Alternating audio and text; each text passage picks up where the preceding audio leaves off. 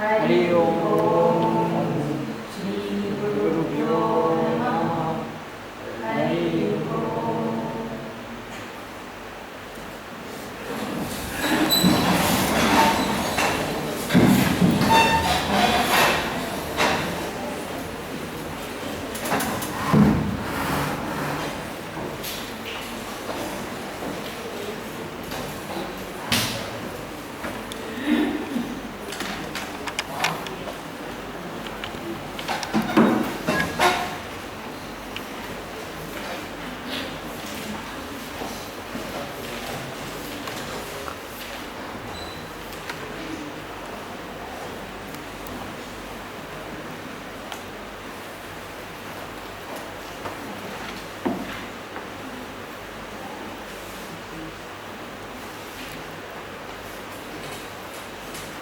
तो कहाँ थे हम लोग? देखिए, हमने इच्छा देखी, द्वेष और वैर, है ना? कहा कि ये सभी आत्मा के गुण है। इसमें विहित कर्मजन्य धर्म वो पढ़ रहे थे, निषिद्ध कर्मजन्य अधर्म। तो धर्म और अधर्म दोनों को आप एक ही शब्द से अगर जानना चाहो तो वो है अदृष्ट। धर्म का मतलब होता है पुण्य, अधर्म का मतलब होता है पाप। जो भी अच्छा काम आप करोगे उससे पुण्य मिलेगा, उसको कहते हैं धर्म। न्याय वैशेषिक दर्शन में अदृष्ट को, पुण्य को धर्म कहते हैं। ठीक है, जब तक मैं नहीं लिखूंगी आप नहीं लिखेंगे, है ना? बेटर होगी। मैं कह रही हूँ धर्म और अधर्म दोनों को आप एक ही शब्द से जान सकते हैं, वो शब्द है अदृष्ट। अदृष्ट का मतलब क्या है? जो दिखाई नहीं देता, अनसीन, जो कि देखने जैसा नहीं है। क्योंकि अगर हम अच्छा कुछ काम करते हैं तो हमारी आत्मा में धर्म उत्पन्न होता है। ठीक है, हमारी आत्मा में क्या आता है? पुण्य। धर्म का मतलब क्या बताया अभी? पुण्य। सो रहे हो कि जग रहे हो? अभी तो आए हो, अभी से नहीं जा रहे। अभी क्या बताया? धर्म का मतलब पुण्य और अधर्म का मतलब पाप। और दोनों को मिला के एक ही शब्द कौन सा है? अदृष्ट। हर एक को अपने अपने अदृष्ट के अनुसार, अपने अपने अदृष्ट के आधार पर ही कुछ न कुछ मिलता है, जो भी मिलता है। देखो, वो एक सुंदर सा गाना है कि कोयल जो है वो काली है लेकिन वो बहुत सुंदर गा सकती है ना? बक जो है वो श्वेत है, सफेद है, लेकिन गाना वाना उसको कुछ नहीं आता, है ना? तो क्या कहा गया? कर्म की गति न्यायी। कर्म जो है, हमारा जो कर्म है उससे ही सब कुछ होता है। अगर अच्छा कर्म करो तो दिखने में सुंदर, एक ऐसे घर में जन्म लोगे जहाँ पे आपको बहुत सारा सुख मिल सकता है। तो अदृष्ट जो है, ये क्यों हम कह रहे हैं? क्योंकि नहीं तो क्या होगा, भगवान पर दोष आ जाएगा कि ऐसे क्यों हुआ, ईश्वर ने किसी को सुखी निर्माण किया है, किसी को दुखी क्यों रखा है ईश्वर ने? तो ईश्वर ने कुछ नहीं किया है, जो कुछ किया है हमने ही अपने पूर्व जन्म में किया है। तो हमारे ही कर्मों का फल है जो भी सुख या दुख हमें मिलता है। ठीक है, इसीलिए क्या करना चाहिए? मनुष्य को हमेशा अच्छे कर्म करने चाहिए। और वो अच्छे कर्म कौन से हैं? जो वेदों से विहित है। वेदों ने जो बताया है कि ये कर्म करो, वो, है ना?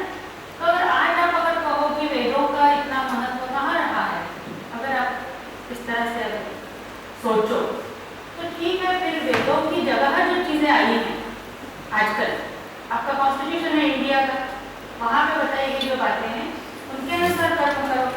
जो समाज मान्य बातें हैं समाज के लिए ही स्मृति पुराण इन सब का निर्माण हुआ था, क्योंकि सारी चीजें तो वेदों में नहीं बताई गई, कुछ तो बची ही थी। तो वो सारी चीजें बताने के लिए हमारे स्मृति ग्रंथ, हमारे पुराण ग्रंथ ये सब आए हैं। ठीक है, तो इसीलिए वेद का मतलब जो भी कोई ऐसा है जिसका आप मार्गदर्शन ले सकते हो, है ना। तो आप आज अगर कहो कि वेदों की किसी को जानकारी नहीं है, कोई जानता ही नहीं है वेद क्या चीज़ है, तो आप कह रहे हो वेद विहित जो कर्म है वो करो, तो वेद विहित कौन जानेगा, वेद कोई नहीं जानता। तो इसलिए मैंने कहा कि फिर आपको सोचना पड़ेगा हमेशा सब चीज़ें, जैसे सर ने उस दिन कहा था आचार्य पादम आदर, है ना। 1/4 ज्ञान आपको मिलता है आचार्य से, जो पढ़ाते हैं आपको वहाँ से आपको कितना ज्ञान मिलता है, 1/4। तो बचा कितना, 3/4, है ना। एक में कितने चार होते हैं, 4 होते हैं, तो उसमें से 1/4 अगर आपको मिला है तो 3/4 बच गया। वो आपको अपनी बुद्धि से, अपने सहकारियों से और आपके अनुभव से वो प्राप्त करना है। ठीक है, तो इसीलिए आप ऐसा करके नहीं बच सकते कि वेद हमें हम जानते ही नहीं, ऐसा करके आप नहीं बच सकते। इसलिए उसने भी देखो वेद विहित कहा नहीं, उसने क्या कहा, विहित कर्मजन्यः धर्मः, निषिद्ध कर्मजन्यः अधर्मः। तो निषिद्ध वो समाज की मान्यता नहीं है, वो भी निषिद्ध कर्म है ना। समाज की मान्यता जिसको है वो विहित कर्म है, इसीलिए विहित कर्मजन्यः धर्मः, निषिद्ध कर्मजन्यस्तु अधर्मः। बुद्ध्यादयः अष्टौ आत्ममात्र विशेष गुणाः। अब हमने देखा था बुद्धि, सुख, दुख, इच्छा, प्रयत्न, द्वेष, धर्म और अधर्म, ये 8 है आत्मा के गुण। इसमें से वो बता रहे हैं अभी कि बुद्धि, इच्छा, प्रयत्नाः नित्याः अनित्याश्च। ये जो बुद्धि, इच्छा और प्रयत्न जो है 3, है ना, ये तो हम लिख चुके हैं। बुद्धि का मतलब ज्ञान, ज्ञान के बाद इच्छा, और इच्छा के बाद जो प्रयत्न है, प्रयत्न को ही हमने और एक क्या नाम दिया है, बुद्धि। तो ये तीनों ही नित्य और अनित्य 2 प्रकार के। नित्य कहाँ रहते हैं, ईश्वर में। अनित्य कहाँ रहते हैं, जीवात्मा में। हम सब में अनित्य ज्ञान है, अनित्य इच्छा है और अनित्य वृत्ति मतलब प्रयत्न है। तो यहाँ तक तो हमारी गाड़ी आ गई थी पहले से। थोड़ा सा एक बार देख लेना अच्छा होता है, ये हमने पहले भी देखा है। उसके बाद संस्काराः त्रिविधा। संस्काराः चतुर्विंशति गुणाः, है ना। तो 24वां गुण है संस्कार। ये संस्कार क्या है, इसको बनाओ 3, एक है वेद, एक है भावना और एक है स्थिति स्थापक। संस्कार कितने प्रकार का है, 3 प्रकार का।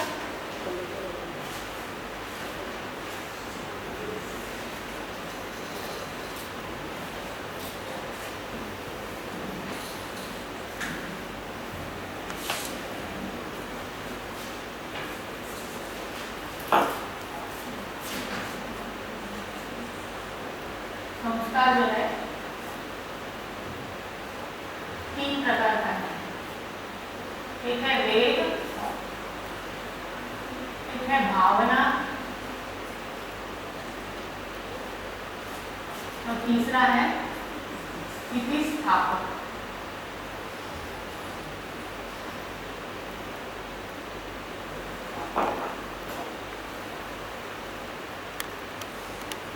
स्थिति स्थापक एक है वेग। वेग का मतलब है स्पीड।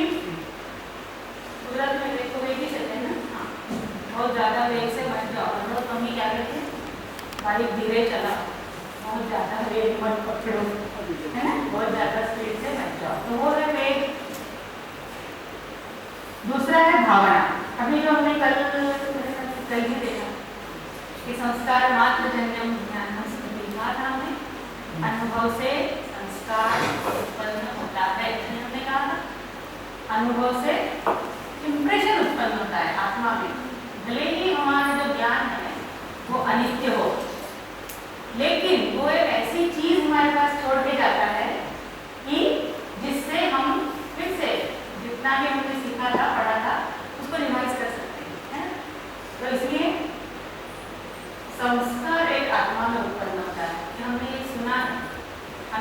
होता है, इसका एक संस्कार आत्मा में उत्पन्न होता है।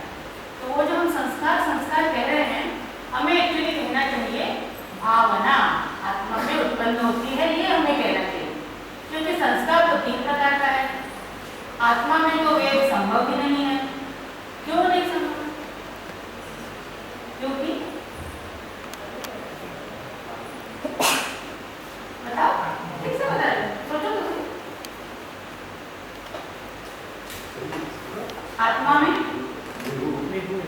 में बता रहे हो तो जोर से बताना। आत्मा में वेग संभव ही नहीं है। क्यों? क्योंकि आत्मा तो हर जगह है। वेग पकड़ने के लिए जगह तो चाहिए ना। मैं अगर इस पूरे कमरे जैसी मोटी होती तो फिर मैं कहाँ, मतलब कैसे मैं बोर्ड के पास जाती, कैसे मैं लिखती?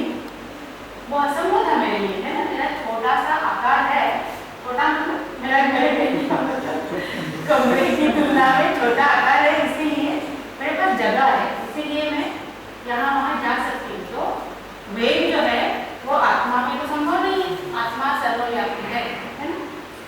तो हमें हम हर समय जब हम कहते हैं आत्मा में संस्कार उत्पन्न होता है, ये जब हम कहते हैं तो हमारा मतलब होता है आत्मा में भावना नामक संस्कार उत्पन्न होता है।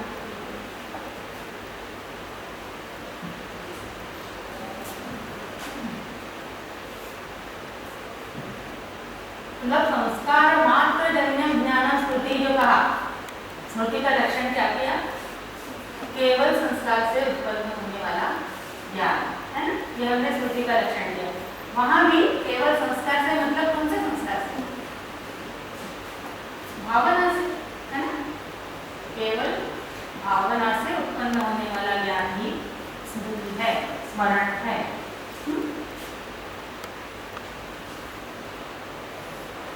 वेगः भावना स्थिति स्थापकश्च, 3 प्रकार का संस्कार है। वेगः पृथ्व्यादि चतुष्टय मनोमात्र शक्ति। वेग जो है कहाँ रहता है? ये जो वेग है कहाँ रहता है वो बताओ? मंदिर पृथ्वी में और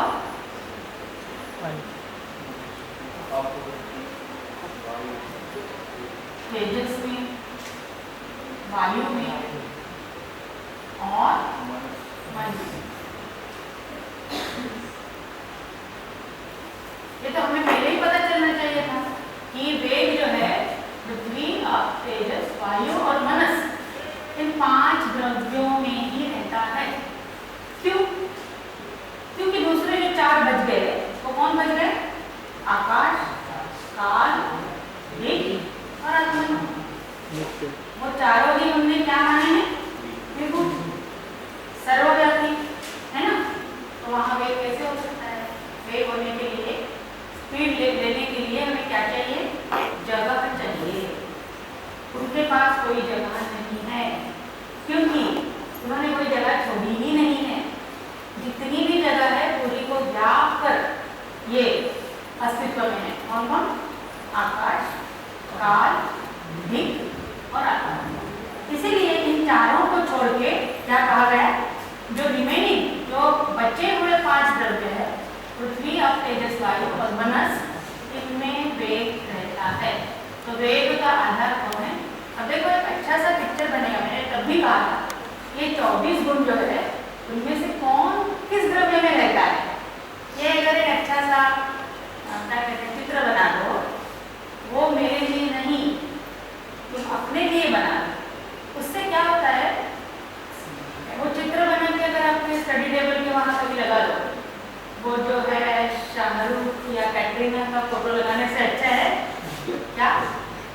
इस तरह का पिक्चर बना के अगर सामने रखो तो जब मन में आए आप देख सकते हो। अरे वेग मैंने तो सोचा यहाँ, तो वहाँ पे लिखा है कि वेग ये 4 और मनस में है। क्यों? क्योंकि ये 4 और मनस ही मूर्त है। मूर्त का मतलब जिनके पास परिच्छिन्न परिमाण है। परिच्छिन्न का मतलब जिनके पास एक व्यवस्थित आकार है, छोटा आकार मतलब सम परिमाण है जिनके पास, है ना। और मनस जो है वो अनुपरिमाण है। अनुपरिमाण का मतलब हमेशा घूमता रहता है इधर उधर, है ना। हमने मनोजवम मारुततुल्य वेगम हम कहते हैं ना, वो मन के जितना जोर से जाता है। मतलब मन जो है सबसे फास्ट एक चीज है। वो बच्चे महत्वपूर्ण क्या साइन करना है ना, बहुत ज्यादा महत्वपूर्ण है। छोड़ दो साइन करके वहीं रहो, छोड़ दो। तो वेगः पृथ्व्यादि चतुष्टय मनो मात्र वृत्ति, मात्र उन्होंने कौन में डाला है कि सिर्फ इन पांचों में ही रहता है। अनुभवजन्य स्मृति हेतु भावना आत्म मात्र वृत्ति। तो हमने देखा अभी कि भावना जो संस्कार है इसका आधार कौन है? केवल आत्मा है और कुछ भी नहीं। सिर्फ आत्मा में ही भावना नामक संस्कार रहता है और कहीं नहीं रहता। आत्म मात्र वृत्ति इसीलिए कहा गया। तो जब हम आत्म विशेष गुण गिनाते हैं तो हम क्या कहते हैं? बुद्धि, सुख, दुख, शिक्षा, द्वेष, प्रयत्न, धर्म, अधर्म, उसमें आप भावना को ऐड कर सकते हैं, है ना। नौवा गुण है भावना। संस्कार आप नहीं कह सकते क्योंकि संस्कार 3 प्रकार का है ना। संस्कार तो वेग भी है, स्थितिस्थापक भी है, लेकिन भावना नामक जो संस्कार है वो केवल आत्मा में ही रहता है, जिससे स्मरण या स्मृति उत्पन्न होती है। ठीक है, मैं दौड़ रही हूँ और आप घसीट रहे हो, ऐसा तो नहीं है। आप जा रहे हो मेरे साथ दौड़ के, आत्मा में कौन सा संस्कार रहता है? भावना। यहाँ लिखा हुआ है, यहाँ देख के भी उत्तर दे सकते हैं। तो आत्मा में भावना है, मतलब भावना सिर्फ और सिर्फ आत्मा में है, ये हमें याद रखना है। भावना नामक संस्कार आत्मा मात्र वृत्ति। और स्थितिस्थापक क्या होता है? अन्यथा कृतस्य पुनः तदवस्था आपादकः स्थितिस्थापकः। स्थितिस्थापक का मतलब उसमें एक इलास्टिसिटी होती है, फ्लेक्सिबिलिटी होती है। जैसे कि शतरंज और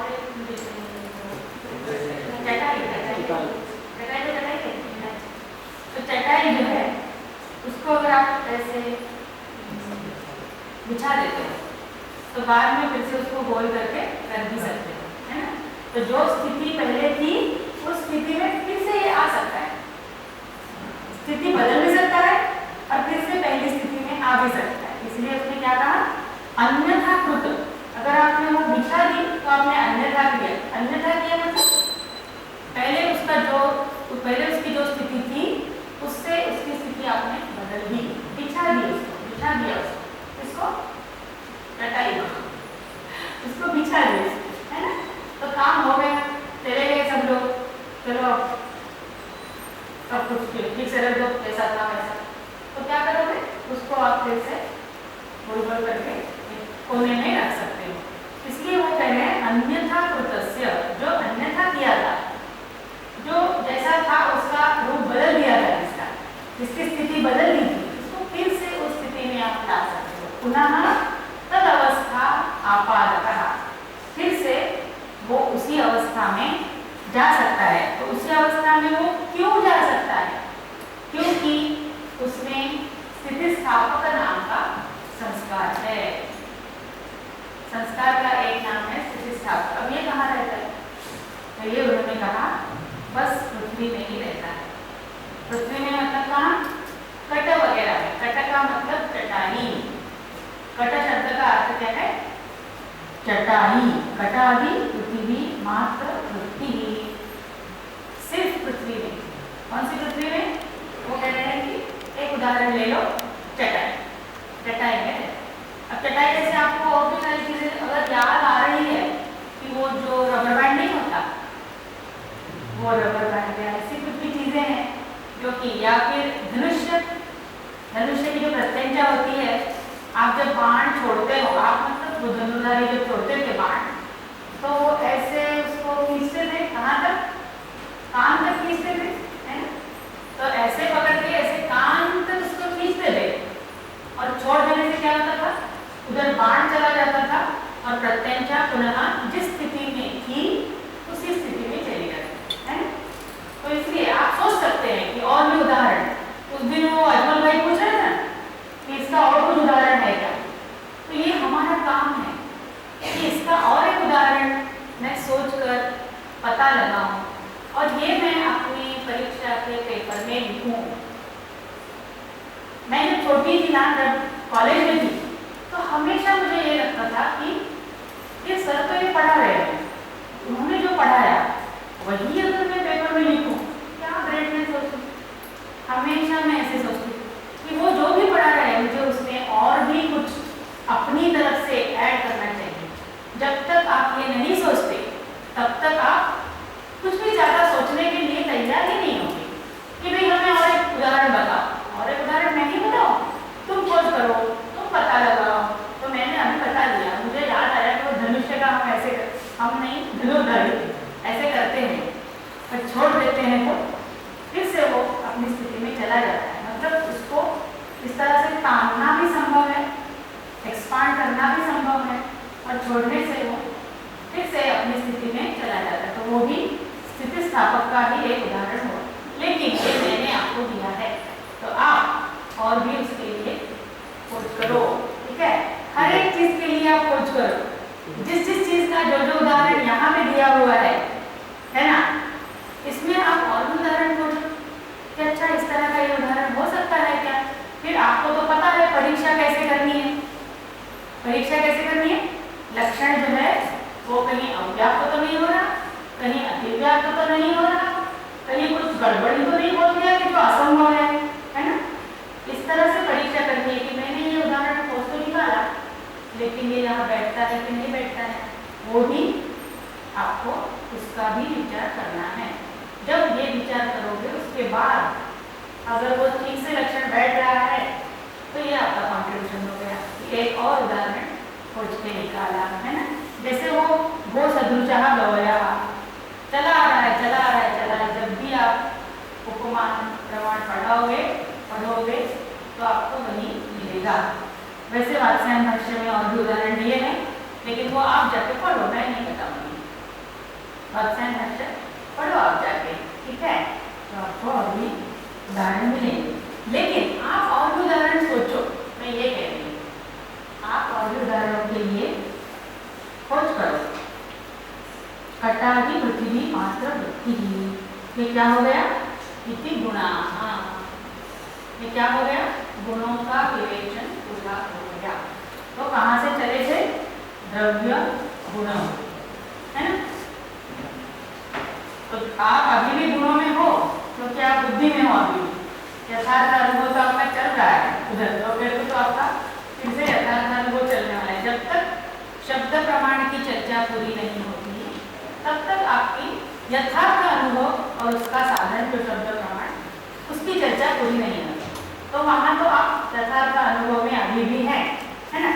लेकिन हम जो पढ़ रहे हैं उसमें हमने गुण ग्रंथ पूरा कर दिया, मतलब द्रव्यों के सारे लक्षण देखे और गुणों के भी देखे। इसलिए क्या कहा उन्होंने, इति गुणा। यहाँ पे गुणों की चर्चा पूरी हुई। तो गुण के बाद क्या आता है, कर्म। तो कर्म का लक्षण करेंगे। कर्म क्या है, कह रहे हैं चलनात्मकम कर्म। ये जो चलन वलन है उसको ही कर्म कहते हैं, है ना। तो मैंने कहा भी था कि कर्म से क्या होता है, पूर्व देश विभाग होता है और उत्तर देश संयोग होता है, ठीक है।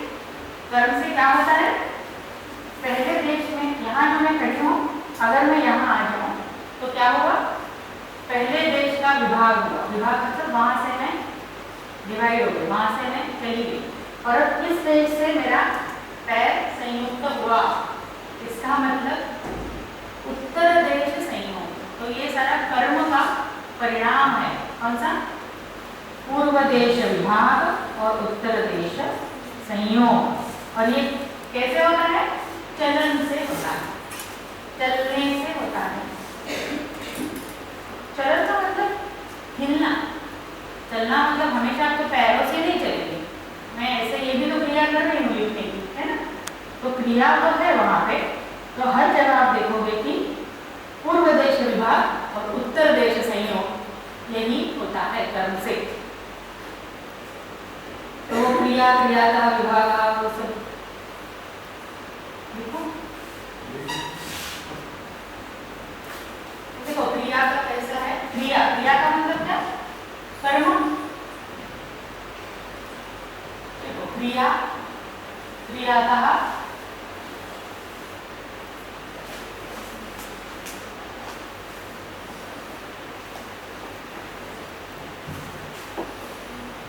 विभागः,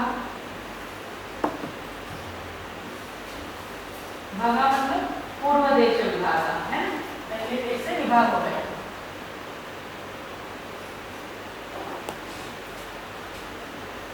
विभागात् पूर्व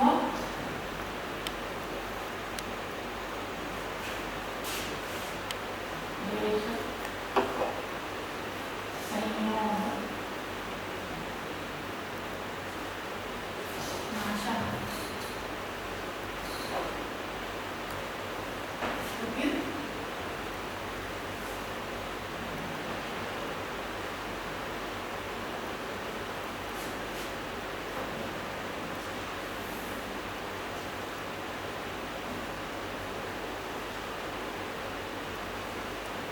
इतना सब कुछ होता है, एक क्रिया होती है, तो एक कर्म होता है। क्रिया का मतलब कर्म, कर्म और क्रिया एक ही अर्थ के दो शब्द हैं।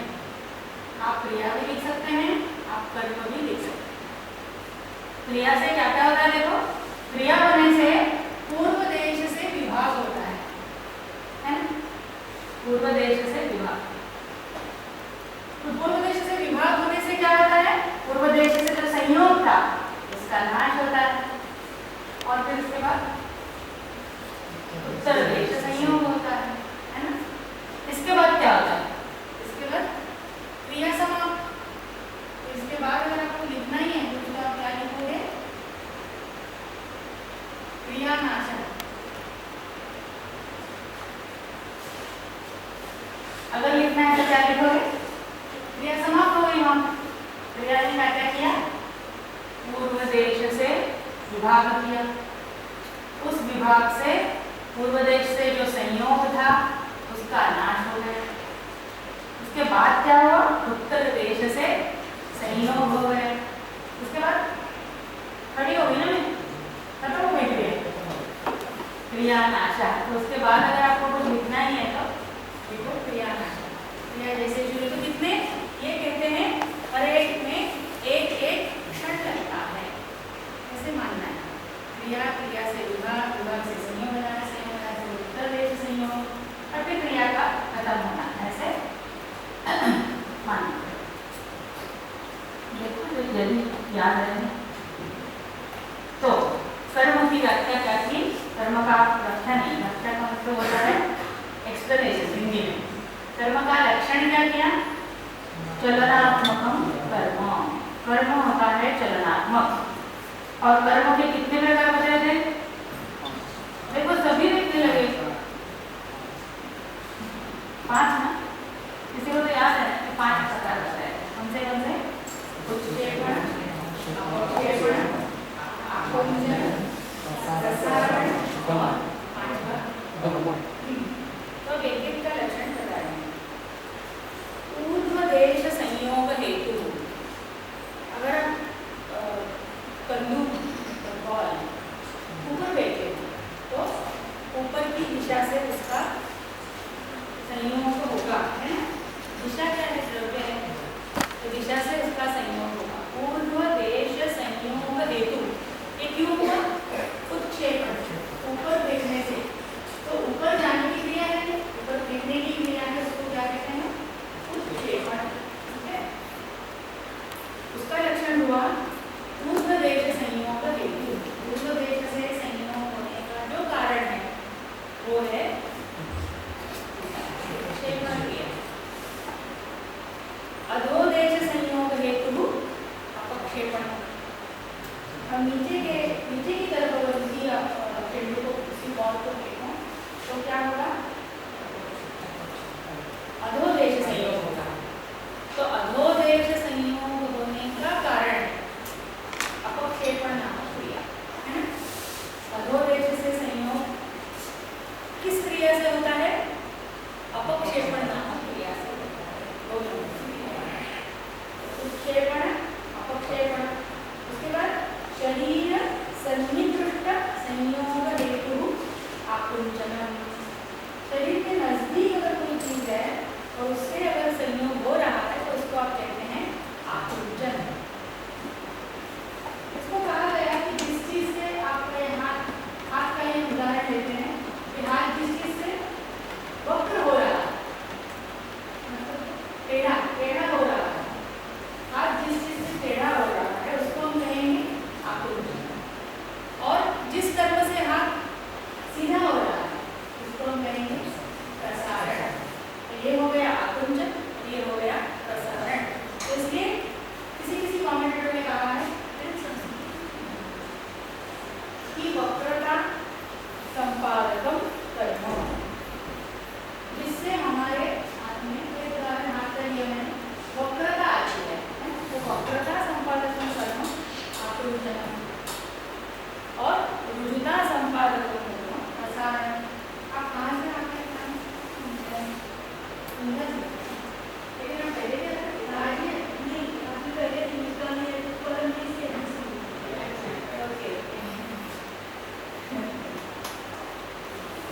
और शरीर विप्रकृष्ट संयोग है, दूर ले जाना, शरीर से दूर ले जाना, वही हो गया रुजुता संपादक कर्म। रुजुता मतलब सीधा, सीधापन है ना। रुजुता का रुजु मतलब सीधा और रुजुता मतलब सीधापन। तो सीधापन निर्माण करने वाला कर्म कौन सा है? प्रसारण। इसको कहते हैं प्रसारण। तो हो गया क्या हो गया? उत्क्षेपण हो गया, अपक्षेपण हो गया, आकुंचन हो गया और प्रसारण हो गया। अब जो भी बाकी है वो कह रहे हैं वो सब कुछ गमन है। क्या कह रहे हैं? सब कुछ।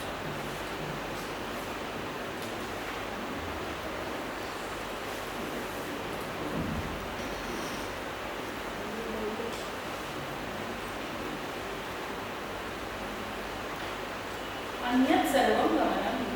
अब बाकी जो भी है क्रिया उसको हम गमन कहेंगे। गमन मतलब जाना है, जाना। अब क्रिया के बाद क्या था? द्रव्य, गुण, कर्म। उसके बाद सामान्य। सामान्य के कितने बताए थे? भेद तब भी और उसके बाद भेद कितने बताए? चला गया।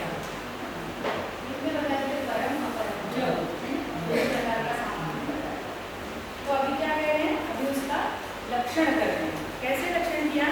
नित्यम एकम अनेकान्वतम।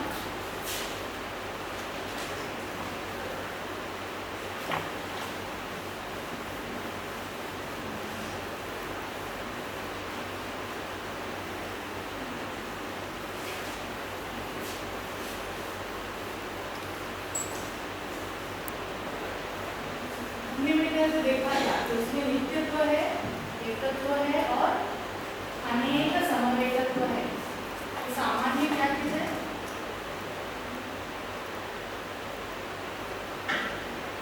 सामान्य को भी हम क्या कहेंगे? उसमें नित्यत्व है ना।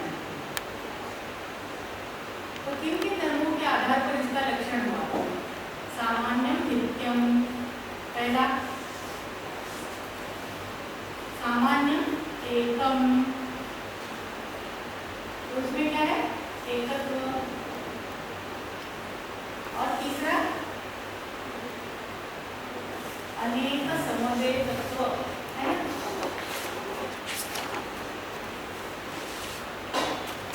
अनेक समवेतत्व का मतलब क्या है? अनेकों से, समवाय संबंध से संबंध है ना। तो ये जो सामान्य है आप इसका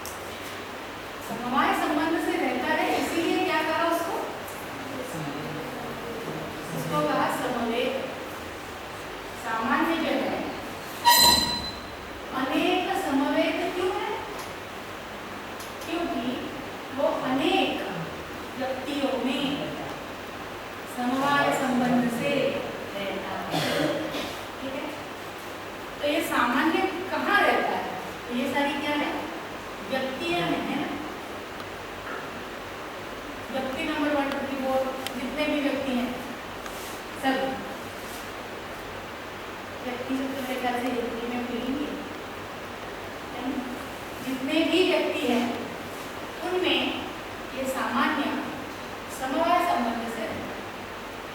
तो एक जो पूरा का पूरा वर्ग है, एक पूरा क्लास है, उसको इकट्ठा किया। सामान्य ने क्या काम किया? सारे घटों को इकट्ठा किया और घट छोड़कर जितने भी पदार्थ हैं उनको अलग कर दिया, है ना। तो जब हम घट कहते हैं तो हम सिर्फ घट को ही घट कहते हैं और किसी चीज को नहीं कहते। इसीलिए तो इसलिए उन्होंने क्या कहा, ये जो घटत्व है इसको नित्य कहा गया। ये नित्य है। घटत्व कितने होते हैं? एक ही होता है घटत्व, एक तत्व है ना उसमें। सामान्य क्या क्या है? सामान्य एक है, नित्य है और अनेकों में रहता है ना। अनेकों में मतलब अनेक व्यक्तियों में रहता है। ठीक, तो ये हो गई क्लास प्रॉपर्टी। और एक क्लास के जितने भी मेंबर्स हैं, जितने भी इंडिविजुअल्स हैं, जितने भी व्यक्ति हैं, उन सब व्यक्तियों में ये रहता है। कौन से संबंध से? समवाय संबंध। तो नित्यम एवं अनेकानुगतम सामान्य, इसलिए सामान्य का लक्षण हुआ सामान्य नहीं कहते। तो आपने 10 घट तोड़ दिए, फिर भी और बहुत सारे घट बचे हैं जहाँ पे घटत्व है ना। इसीलिए उसको नित्य कहा गया है कि आप अगर कहोगे कि नहीं इतने सारे व्यक्तियों का नाश हो गया, और भी व्यक्ति हैं जहाँ पे ये घटत्व रहता है, इसलिए वो नित्य ही है, वो नहीं समाप्त होगा, वो नहीं नष्ट होगा। अब हमारे क्या करो, द्रव्य गुण कर्मों वृत्ति हमने पहले किया है, याद है? तो द्रव्य गुण कर्मों वृत्ति सामान्य को हमने क्या नाम दिया था? सत्ता। सत्ता नाम दिया।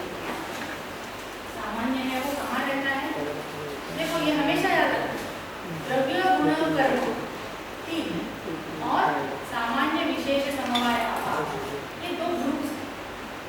द्रव्य गुण कर्म की विशेषता ये है कि उनमें सामान्य रहता है, और जो चार है सामान्य विशेष समवाय अभाव, उनकी विशेषता ये है कि उनमें सामान्य नहीं रहता। कितना सिंपल है यार, है ना? कितना सिंपल है। देखो ना, द्रव्य गुण कर्म आप कर दो वो विभाग जितने भी है, द्रव्य गुण कर्म विभाग, इन सब में इन तीनों में रहता है सिर्फ सामान्य, और इनमें नहीं रहता। डॉटेड लाइन कर दो, उसका मतलब है वो नहीं रहता। सामान्य सामान्य में नहीं रहता, जाति में जाति नहीं रहती। सामान्य का है दूसरा नाम जाति। जाति में जाति नहीं रहती, जाति समवाय में नहीं रहती, जाति अभाव में भी नहीं रहती, और जाति विशेष में भी नहीं रहती। उसके लिए आपको और भी पढ़ना पड़ेगा कि इन चार पदार्थों में सामान्य नहीं रहता, ऐसा क्यों कहा गया। इसके लिए और भी पढ़ाई अच्छे से करनी पड़ेगी। बहुत सुंदर डिस्कशन है इसको कि सामान्य में सामान्य क्यों नहीं रहता, है ना। लेकिन हमें याद क्या रखना है, सामान्य सिर्फ द्रव्य गुण और कर्मों में रहता है। ये अगर हमने याद रखा तो इसका ही मतलब है कि जो बाकी चार पदार्थ है उनमें वो नहीं रहता। हाँ, सामान्य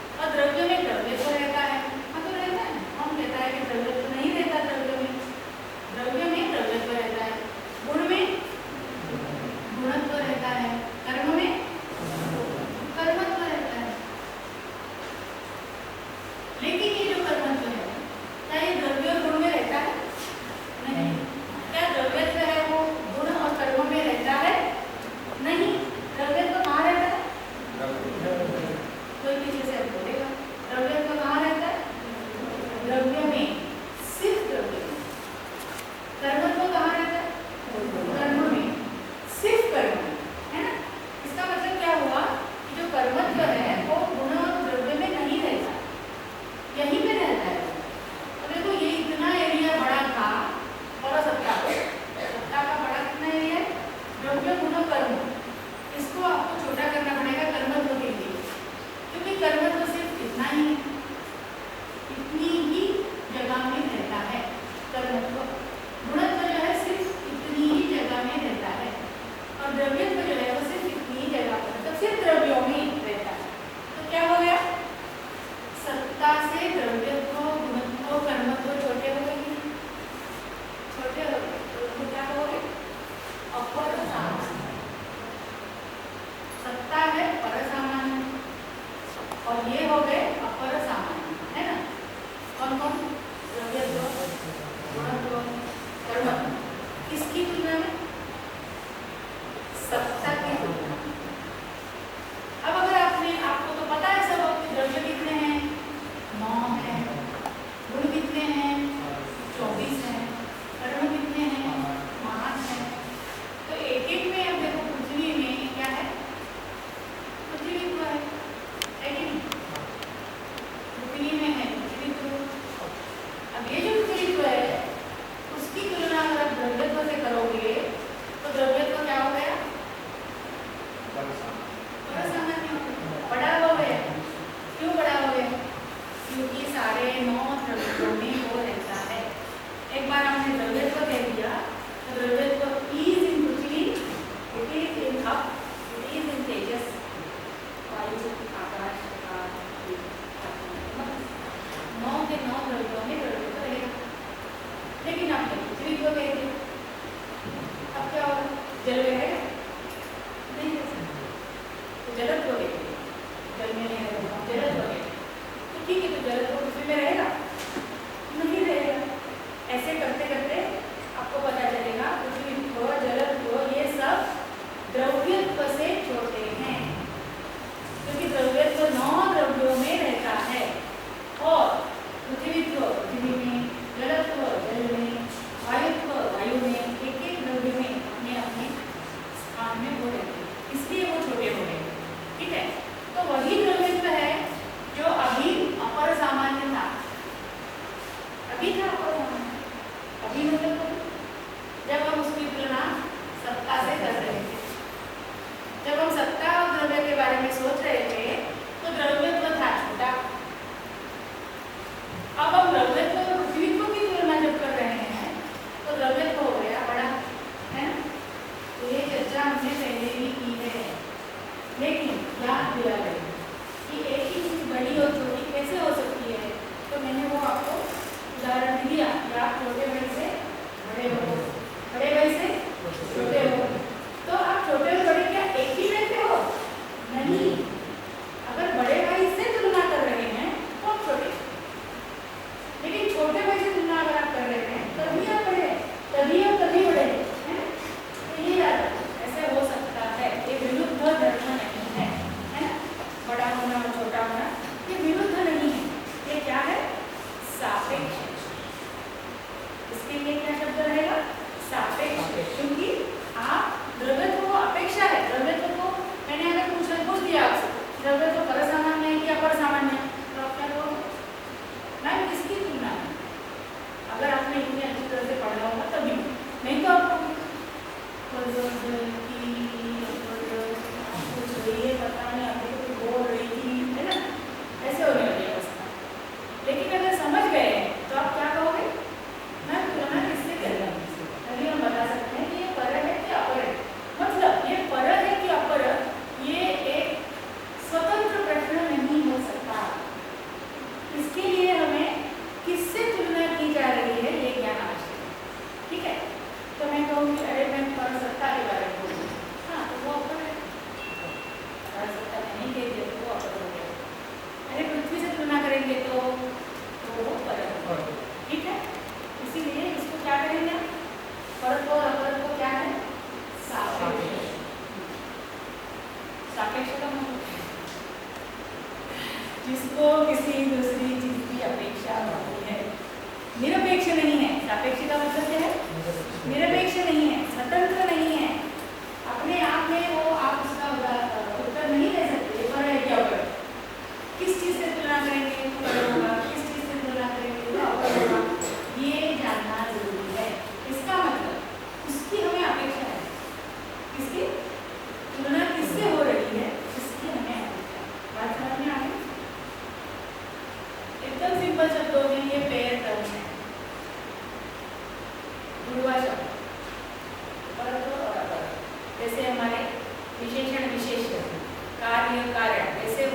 जुड़वा है।